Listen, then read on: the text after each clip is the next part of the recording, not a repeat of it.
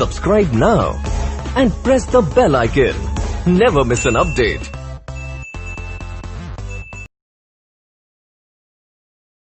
आपका स्वागत है आपके YouTube चैनल कलाम एजुकेशन पॉइंट पर।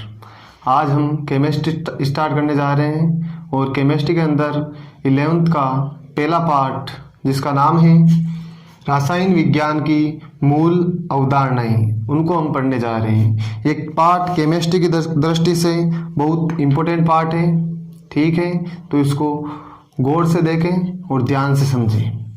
सबसे पहले हम रसायन विज्ञान की ही बात करते हैं कि केमिस्ट्री कहते किसे हैं, ठीक है? तो इसकी डेफिनेशन पर गौर करें तो इसकी परिभाषा है विज्ञान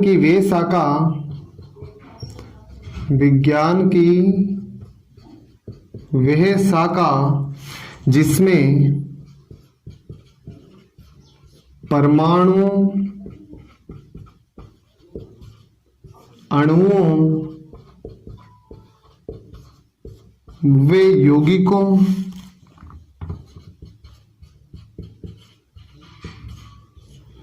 में होने वाली अभिक्रियाओं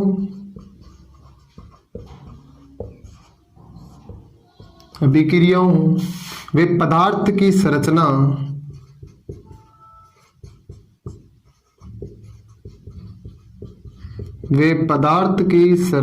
का अध्ययन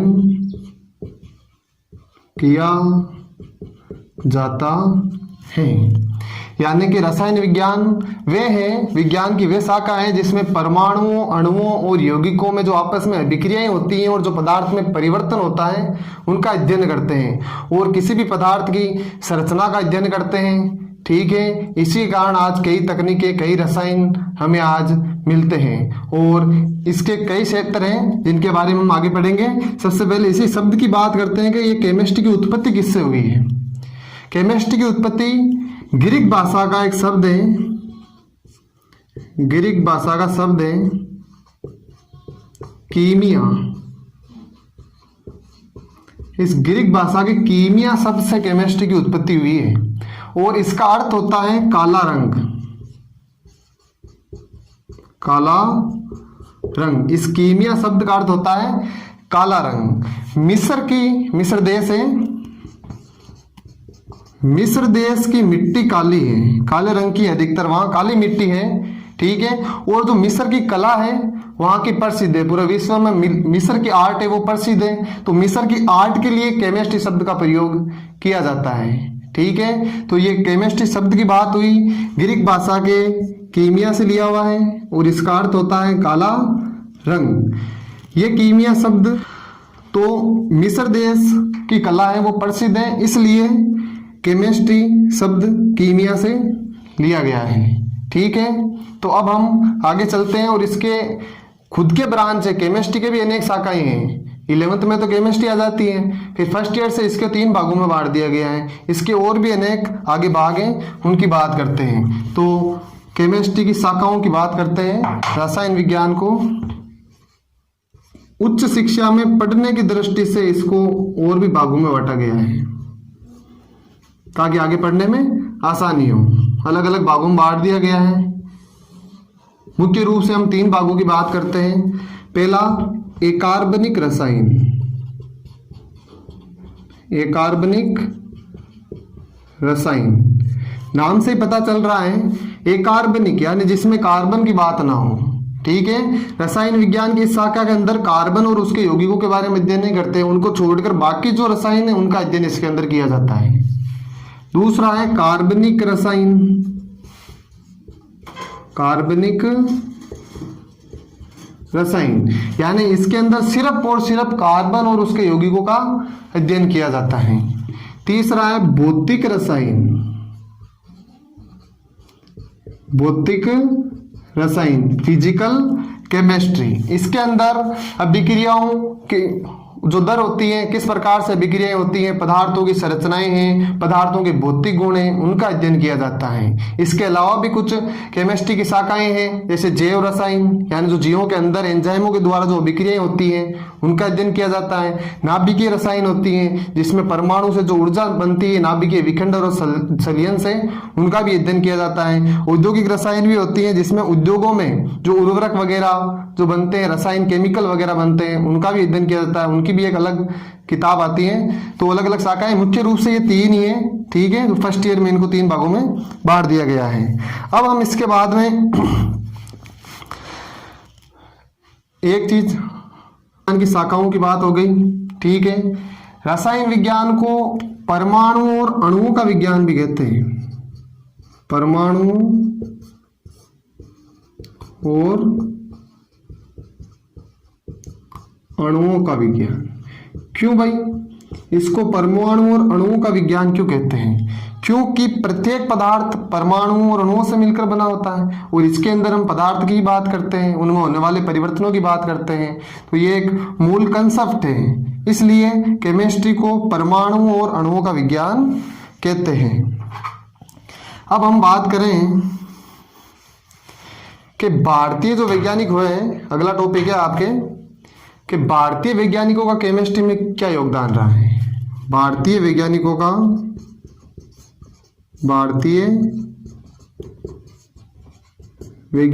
का रसायन विज्ञान में योगदान, रसायन विज्ञान में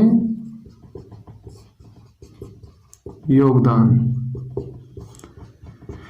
इसमें बात करते हैं तो सबसे पहले एक वैज्ञानिक हुए जिनका नाम था प्रफुल्ल चंद्र रॉय। प्रफुल्ल चंद्र राय या रॉय कहते हैं इनको। इनका नाम आता है, इनको भारतीय केमिस्ट्री का जनक भी कहते हैं, पिता में भी कहते हैं, भारतीय केमिस्ट्री का जनक, पिता में कहते हैं। 1 नंबर का क्वेश्चन आ जाए कि भारतीय केमिस्ट्री का जनक किसे कहते हैं, तो प्रफुल्ल चंद्र राय, ठीक है। क्यों कहते हैं? क्योंकि ये अंग्रेजों के जमाने की बात है, जब अंग्रेजों का शासन होता था उस समय ये एक केमिकल कारखाने में काम करते थे, जहाँ दवाइयाँ बनती थी, क्योंकि ये केमिस्ट थे, केमिस्ट्री के बारे में जानकारी रखते थे, रसायनों के बारे में जानकारी रखते थे। तो वहाँ पर इनके साथ भेदभाव किया जाता था। इनसे जो कम क्वालिटी, कम योग्यता के लोग थे उनको ज़्यादा वेतन दिया जाता था, यानी जो अंग्रेज थे, और ये उच्च योग्यता होते हुए भी इनको कम वेतन दिया जाता था क्योंकि ये भारतीय थे। तो इन्होंने इसका विरोध किया और अफसर से जाकर शिकायत की। तो अफसर ने, इन्होंने एक व्यंग्य कस दिया अफसर ने कि तू क्या ज़्यादा केमिस्ट है, तो तू अपना खुद का कारखाना खोल दे। तो इसने ये बात इनके दिल पर लग गई, चुभ गई, और इन्होंने क्या किया, मात्र 800 रुपये में एक कल कारखाना शुरू किया, जो आने वाले समय में करोड़ों का कारखाना बन गया। और इन्होंने बहुत से नए यौगिक दिए जो आज भी काम में आते हैं। इसलिए इन्हें भारतीय केमिस्ट्री का जनक कहते हैं, प्रफुल्ल चंद्र राय को। इन्होंने 1901 के अंदर, सन 1901 के अंदर एक पुस्तक लिखी जिसका नाम था history of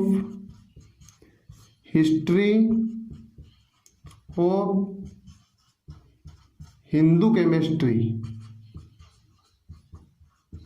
history of Hindu chemistry, जो कि रसायन विज्ञान में बहुत ही उपयोगी हुई। अनेक रसायन को बनने की अभिक्रियाओं, उनके बारे में इसके अंदर दिया गया था, जो आज भी उपयोगी हैं। तो प्रफुल्ल चंद्र रॉय की बात हो गई।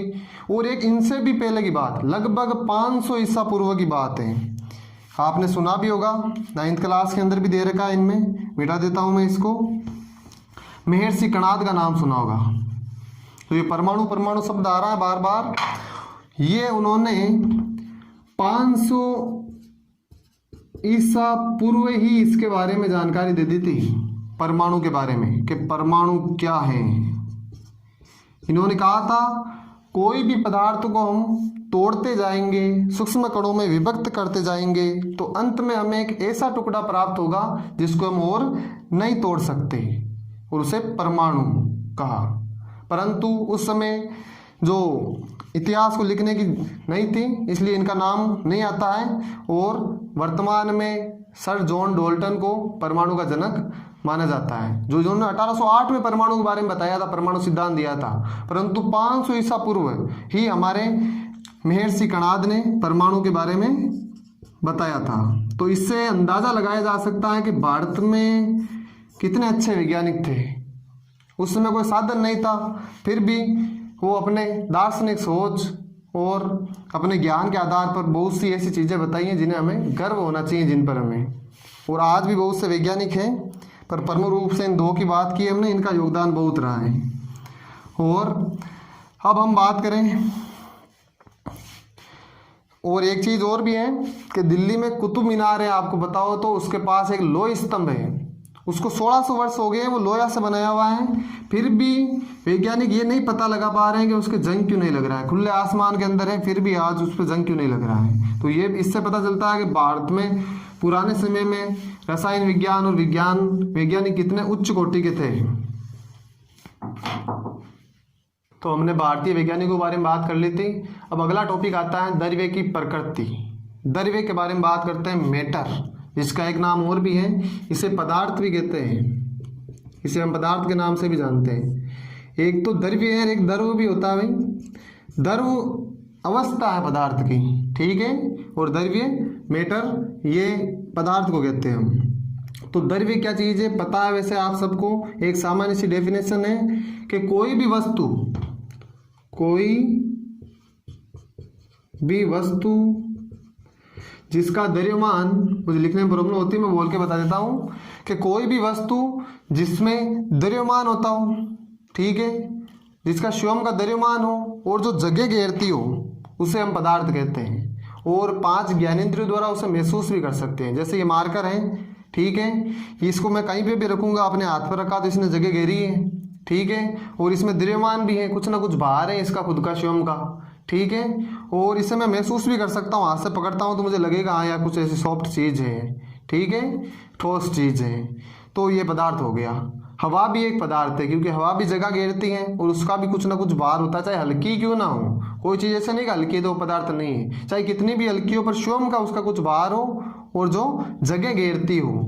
जैसे खाली कोई बर्तन है उसमें हवा जगह घेरे, जो भी खाली जगह है, रिक्त स्थान है, वहाँ पर हवा है। और क्या है, तो हवा भी क्या है, पदार्थ है। पानी इसके उदाहरण हो गए, हम स्वयं भी पदार्थ है, हवा, पानी, पत्थर, यहाँ तक कि मनुष्य, हम स्वयं भी क्या है, पदार्थ के अंतर्गत आते हैं, एक्सेट्रा आदि, ठीक है।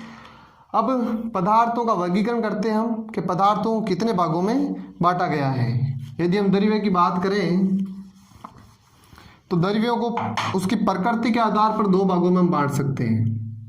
एक तो भौतिक प्रकृति के आधार पर, भौतिक प्रकृति के आधार पर। भौतिक प्रकृति का मतलब हो गया कि जो पदार्थ के जो भौतिक गुण होते हैं, जैसे अवस्था, गलनांक, क्वथनांक, वो उनके आधार पर बात करें तो पदार्थ को 3 भागों में बांटा गया है, मुख्यतः 3 भागों में बांटा गया है। पहला ठोस अवस्था,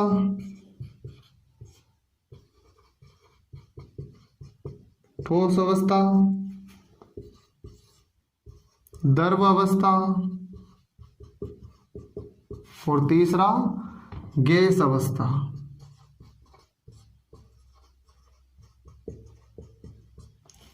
तो पदार्थ को भौतिक प्रकृति के आधार पर 3 भागों में बांटा गया है, ठोस अवस्था, द्रव अवस्था और गैस अवस्था। सॉलिड स्टेट, लिक्विड स्टेट और गैसेज स्टेट। अब इनकी परिभाषाओं की बात करें तो ठोस किस पदार्थ को कहेंगे हम, ठीक है, तो ऐसे पदार्थ जिसमें अवयवी कण, कौन से कण, अवयवी कण, अवयवी कण मूलभूत कण होते हैं जिससे पदार्थ बना होता है, ठीक है। तो ऐसे पदार्थ जिसमें अवयवी कण है वो अत्यंत पास पास होते हैं, बहुत पास पास होते हैं, टच बाय टच होते हैं, ठीक है। कणों के आधार पर इनकी डेफिनेशन दी हुई है। तो ठोस किसे कहते हैं, वे पदार्थ जिसमें अवयवी कण बहुत पास पास होते हैं। जैसे ये कोई पदार्थ है, चित्र के माध्यम से समझते हैं हम। तो ये कणों से मिलकर बना हुआ है। किसी भी वस्तु को हम तोड़ेंगे तो अंत में एक छोटा टुकड़ा प्राप्त होगा जिसको हम और नहीं तोड़ सकते। परमाणु है, परमाणु से बने हुए हैं ये सब के सब, ये परमाणु है, ये टच बाय टच है। तो ठोस अवस्था के अंदर जो अवयवी कण होते हैं वो निकट होते हैं, बहुत पास पास होते हैं। इनमें रिक्त स्थान है वो बहुत ही कम पाया जाता है, ये इनकी खास बात है। और इसके गुण की बात करें तो इनका आयतन और आकार निश्चित होता है, यानी ये जगह फिक्स घेरते हैं। जैसे ये समझ लो कोई ईंट का टुकड़ा है तो इसको मैं कहीं पे भी रखूंगा उतनी जगह घेरेगा, तोड़ूंगा नहीं जब तक, तो ठीक है। तो ये ठोस पदार्थ हो गया। और इनका लिख देता हूं गुण, आयतन व आकार, साइज, वॉल्यूम और साइज निश्चित होते हैं ठोसों के, ये इनका गुण है, ठीक है। उदाहरण की बात कर लो आप, ईंट, पत्थर, कुर्सी, ये सब के सब ठोस के अंतर्गत आते हैं। अब द्रव की बात करें तो इसमें अवयवी कण क्या होते हैं, बहुत पास पास होते हैं। और द्रव अवस्था में इसकी बजाय, ठोसों की बजाय थोड़े दूर दूर होते हैं, थोड़े दूर दूर होते हैं इसकी तुलना में, ठीक है। इसमें अत्यंत पास पास, टच बाय टच होते हैं, रिक्त स्थान बहुत कम होता है। और द्रव अवस्था में क्या होते हैं, कण थोड़े थोड़े दूर होते हैं। जैसे चित्र के माध्यम से समझे हम, जैसे ये कण, इसमें थोड़ा सा गैप यानी थोड़ा सा रिक्त स्थान होता है। और इन कणों में रिक्त स्थान के कारण द्रव गति कर सकते हैं आसानी से, ठीक है। जैसे पानी हुआ। और उदाहरण की बाद में बात करेंगे, इनका आकार निश्चित नहीं होता है, आकार निश्चित नहीं, परंतु आयतन होता है ना वो निश्चित होता है। यानी भाई धारिता इनकी फिक्स होती है। 1 लीटर पानी ले लिया हमने, ठीक है, उसको चाहे बोतल में डालो आप, चाहे बाल्टी में डालो, बात तो एक ही, उतनी जगह घेरेगा वो, ठीक है। अब ये बात है कि सकरे बर्तन में डाल दिया तो जगह ज़्यादा घेरेगा, बड़े बर्तन में डाल दिया, बड़े बर्तन में डाल दिया जगह ज़्यादा घेरेगा, सकरे बर्तन में डाल दिया जगह कम घेरेगा।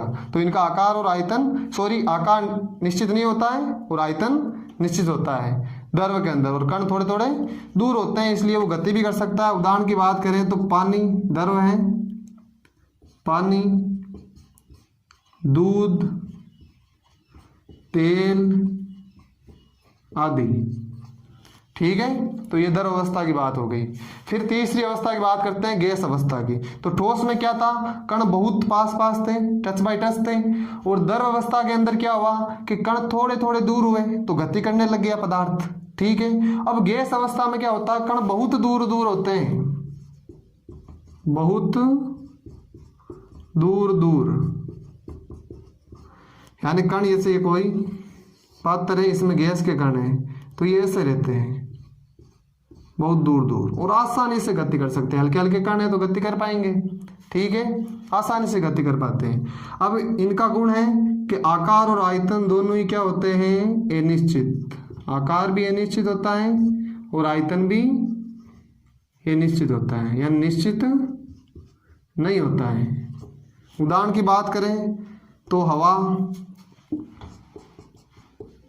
वायु, यानी हवा वायु और कोई गैसों का मिश्रण है, H2, O2, N2 आदि जितने भी गैसें हैं वो गैसों के अंदर ही आती हैं। तो ये तीन अवस्थाएं भौतिक प्रकृति के आधार पर पदार्थों को 3 भागों में बांटा गया है, ठोस अवस्था, द्रव अवस्था और गैस अवस्था, ठीक है। ये आसान टॉपिक भी है कि इसके कण कितने पास पास होते हैं, तो ठोस अवस्था है, दूर दूर थोड़े दूर होते हैं, द्रव है बहुत दूर दूर है तो गैस है। बस ये नॉर्मल जानकारी इनके बारे में आपको रखनी है। अब दूसरा, इसको मैं मिटा देता हूँ। हाँ, तो हमने भौतिक प्रकृति के आधार पर पदार्थों का वर्गीकरण पढ़ लिया। अब रासायनिक प्रकृति के आधार पर पढ़ते हैं। रासायनिक प्रकृति के आधार पर पदार्थों का वर्गीकरण करते हैं हम, ठीक है। डायग्राम के आधार इसे करते हैं ताकि जल्दी समझ में आ जाए आपको। दो भागों में बांटा गया है, रासायनिक प्रकृति के आधार पर पदार्थों को दो भागों में बांटा गया है। एक तो होता है शुद्ध पदार्थ, शुद्ध पदार्थ, और एक होता है मिश्रण, एक मिक्सचर होता है, एक प्योर मैटर होता है। शुद्ध पदार्थ किसे कहते हैं? शुद्ध पदार्थ में क्या होता है कि पदार्थ का जो संगठन होता है वो होता है निश्चित संगठन। वो क्या होता है? निश्चित। वे पदार्थ जिनका संगठन क्या होता है? निश्चित होता है, उन्हें शुद्ध पदार्थ कहते हैं। जैसे कोई लोहे की बात कर ले हम, तो लोहे के अंदर लोहे के ही परमाणु होने चाहिए, ठीक है। यदि उसके अंदर एक दूसरा परमाणु कोई आ गया तो वो शुद्ध नहीं, वो शुद्ध हो गया, ठीक है। तो शुद्ध पदार्थ किसे कहते हैं? जिनका संगठन क्या हो? निश्चित हो। पानी की बात करते हैं H2, तो ये H2 है तब तक शुद्ध पदार्थ है, यानी पानी है। इसके अंदर कोई दूसरा ऐड हो गया तो फिर ये कोई दूसरा हो गया, पानी नहीं रहा है, ठीक है ना। तो शुद्ध पदार्थ कहते हैं। उदाहरण कोई भी ले लो आप, लोहा, पानी इत्यादि, ठीक है। अब मिश्रण, जिसमें वे पदार्थ जिनका संगठन क्या हो? निश्चित नहीं हो। इसमें संगठन क्या होता है? निश्चित नहीं होता है। जैसे पानी के अंदर शक्कर मिला दी, ठीक है, तो पानी का सूत्र तो H2 होता, अब इसमें हमने कार्बोहाइड्रेट मिला दिया H12O6, तो ये कुछ और ही बन गया, तो इसे हम मिश्रण कहते हैं, ठीक है। लोहे के परमाणुओं के अंदर सोने के कण मिला दिए, चांदी के मिला दिए, मिला तो नहीं सकते, महंगा है, वैसे हम तांबा मिलाने की कोशिश करेंगे, ठीक है, तो उसे हम मिश्रण कहते हैं। तो शुद्ध पदार्थ किसे कहते हैं? ऐसे पदार्थ जिनका संगठन क्या हो? निश्चित हो, और मिश्रण जिनका संगठन निश्चित नहीं हो। अब इनको भी और भागों में बांटा गया है। शुद्ध पदार्थ को दो भागों में बांटा गया है, एक तत्व एलिमेंट और एक यौगिक कंपाउंड। ये इनकी परिभाषाएं ध्यान रखना, ये बार बार अब शब्द आएंगे, ठीक है। परीक्षाओं में तो इतनी इंपॉर्टेंट नहीं है, परंतु समझने से कोई तथ्य को अब हम सेल्फ स्टडी करते हैं तो ये शब्द बार बार आते हैं, तो इनको हम समझ जाएंगे कंसेप्ट, तो पढ़ते ही समझ में आ जाएगा क्या कह रहा है किताब वाला, ठीक है ना। तो तत्व एलिमेंट किससे कहते हैं? एक ही प्रकार के जो परमाणु होते हैं उसके समूह को, यानी परमाणुओं के समूह को, परमाणुओं के समूह को कैसे होने चाहिए? परमाणु एक समान, यानी जितने भी परमाणुओं से कोई पदार्थ बन रहा है, ठीक है, वो सारे के सारे परमाणु एक समान होने चाहिए। जैसे लोहा है तो उसमें लोहे के ही परमाणु होने चाहिए, तो वो तत्व कहलाएगा, ठीक है। उसमें कोई दूसरा आ गया तो फिर वो तत्व नहीं कहलाएगा, उसका नाम और देना पड़ेगा, अभी पढ़ेंगे हम, ठीक है। तो तत्व किसे कहते हैं? एक ही प्रकार के परमाणुओं के समूह से मिलकर जो, एक ही प्रकार के परमाणुओं के समूह को तत्व कहते हैं। उदाहरण की बात करें हम तो Fe यानी लोहा, प्रतीक लिख रहा हूं मैं, ठीक है, Ag चांदी, Au सोना आदि एक्सेट्रा, ठीक है। अब यौगिक किसे कहते हैं? यौगिक की बात करें हम तो यौगिक की परिभाषा गौर से सुनना, मिश्रण की, और इसमें थोड़ा फर्क है कि दो या दो से अधिक परमाणु या अणु निश्चित अनुपात में, कैसे मिलकर? निश्चित अनुपात में मिलकर जो पदार्थ बनाते हैं उसे यौगिक कहते हैं। दो या दो से अधिक परमाणु या अणु आपस में निश्चित अनुपात में मिलकर जो पदार्थ बनाते हैं उसे यौगिक कहते हैं। उदाहरण अभी मैंने लिखा था, जैसे जल का अणुसूत्र क्या होता है? H2O, तो ये दो परमाणु से मिलकर बना हुआ है, इसमें दो तत्व अलग अलग है, एक तो हाइड्रोजन और एक ऑक्सीजन। इनका अनुपात क्या? हाइड्रोजन का कितना है? 2, ऑक्सीजन का कितना है? 1। यानी जब कभी भी दो हाइड्रोजन के परमाणु और एक ऑक्सीजन का परमाणु आपस में मिलेंगे तो क्या बनेगा? जल बनेगा। यदि इनका अनुपात बिगड़ गया, जैसे मैं लिख दूं H2O2, इसे जल नहीं कहेंगे हम, इसे हाइड्रोजन पेरोक्साइड कहेंगे, ठीक है, इसको मत भी लेना, नुकसानदायक हो जाएगा। तो जब कोई परमाणु दो या दो से अधिक, ठीक है, आपस में निश्चित अनुपात में मिलकर जो पदार्थ बनाते हैं उसे हम यौगिक कहते हैं, ठीक है। तो जल हो गया, शक्कर हो गई, नमक हो गया, ये इसके उदाहरण है, नमक, शक्कर, इनके अणुसूत्र याद ही आपको, NaCl, C6H12O6, ये इनके सूत्र है। अब मिश्रण की बात करें तो मिश्रण भी दो भागों में बांटा गया है मिश्रण को, एक तो समांगी मिश्रण समांगी मिश्रण, एक होता है विषमांगी मिश्रण। नाम से ही पता चल रहा है, होमोजीनियस मिक्सचर, समांगी मिश्रण के ऐसा मिश्रण जिसके अंदर पदार्थ का जो संगठन होता है वो इस प्रकार से मिला होगा हम भेद ही ना कर पाए कि क्या मिलाया हुआ है। ठीक है, चक्के तो ही पता चले। पानी के अंदर नमक घोल दिया, ठीक है, एक समान रूप से मिला हुआ है। ऐसे तो है नहीं कि नमक नमक ऊपर है पानी नीचे है, वो चारों तरफ पूरी रूप से घुला हुआ है, समान रूप से घुला हुआ है, तो मिक्सर समांगी मिश्रण हुआ। ठीक है, जैसे पानी में नमक का मिश्रण हो, चाहे नमक की जगह हम शक्कर ले लो तो भी एक ही बात है। उसको चक्कर भी देखेंगे तो पानी से एक घूंट लेंगे, चलो शक्कर डाल दी हमने, मीठा हो गया पानी, ठीक है, तो एक घूंट भरेंगे तो भी मीठी लगेगी, उतनी मीठी लगेगी। चाहे 3 घूंट भरेंगे तो भी उतनी मीठी लगेगी। ठीक है, क्योंकि वो समान रूप से पानी के अंदर घुल गई है। ठीक है, तो ऐसा मिश्रण कहलाता है समांगी मिश्रण, जिसमें संगठन समान रूप से मिला हो, जितने भी पदार्थ मिलाए हैं वो समान रूप से आपस में घुल गए हो, तो वो समांगी मिश्रण है। विषमांगी इसका अपोजिट है, ऐसा मिश्रण जिसमें 2 या 2 से अधिक जो हम पदार्थ मिलाते हैं वो इस प्रकार से मिले हो कि हमें दिख जाए कि भाई अलग अलग है, उसमें फर्क कर सकते हैं हम। ठीक है, जैसे उदाहरण देखो, पानी के अंदर यदि हम तेल मिला दें, पानी व तेल का मिश्रण, पानी व तेल का मिश्रण, तो पानी और तेल को मिलाएंगे तो क्या होगा भाई, पानी नीचे की तरफ और तेल ऊपर की तरफ, आसानी से पता चल जाएगा। पहले घूंट पिएंगे तो तेल आएगा, बाद में घूंट पिएंगे तो पानी आएगा। ठीक है, तो वो विषमांगी मिश्रण हुआ। गेहूं के अंदर जो कंकर होते हैं वो मिश्रण भी कैसा हो गया, विषमांगी हो गया।